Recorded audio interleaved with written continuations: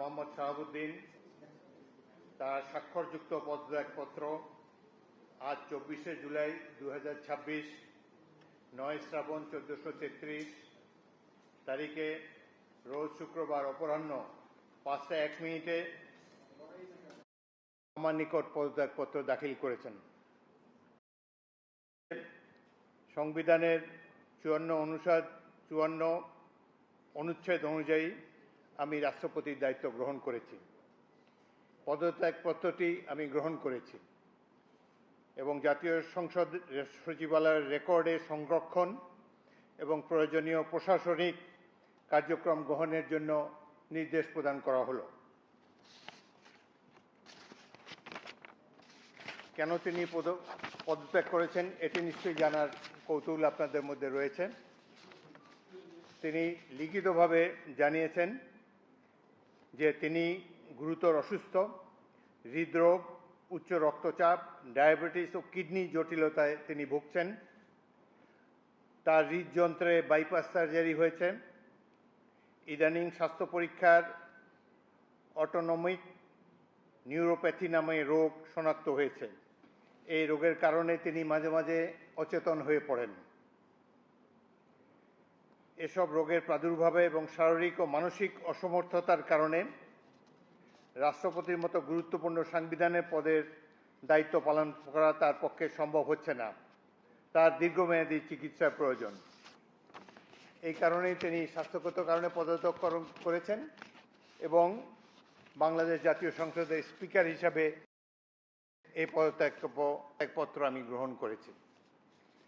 সংবিধানে ইতিমধ্যে আপনারা জানেন, যেদিন আমি স্পিকার হিসাবে শপথ নিয়েছি সেই দিনই ভারপ্রাপ্ত রাষ্ট্রপতি হিসাবেও শপথ নিয়েছি যদি প্রয়োজন হয়। একইভাবে আমাদের ডেপুটি স্পিকার তিনিও যখন ডেপুটি স্পিকার হিসেবে শপথ নেন, শপথের অংশে বর্ণিত থাকে যখন বলা হবে কোনো কারণে যখন স্পিকারের শূন্য থাকবে তখন ডেপুটি স্পিকার স্পিকারের পদের দায়িত্ব পালন করবেন। সুতরাং আজকে বাংলাদেশের নানা ধরনের কথাবার্তা আমি দুপুরে এসেই শুনছি।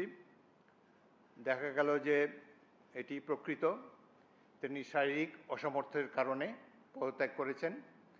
আমি তার মঙ্গল এবং সুস্বাস্থ্য কামনা করি এবং আমার মনে হয় তিনি মাফিয়া সরকারের আমলে নির্বাচিত হলেও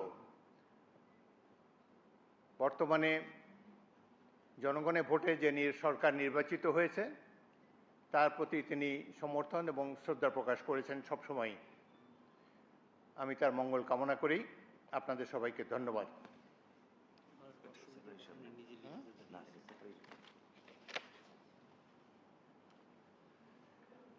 কোনো প্রশ্ন থাকলে একটা দুটো প্রশ্ন করতে পারেন।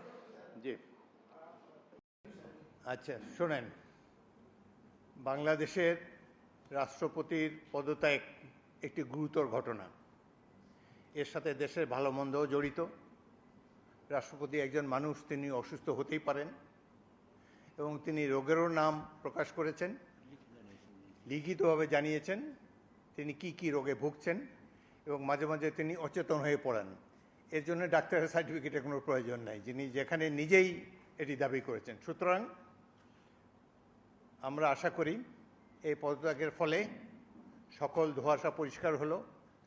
কোনো ধরনের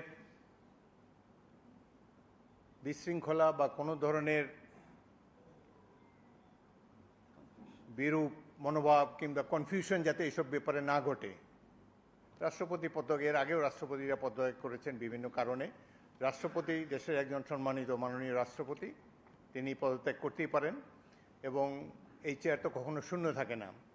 এবং আমি জাতীয় সংসদের স্পিকার হিসাবে এই পদত্যাগপত্র গ্রহণ করেছি।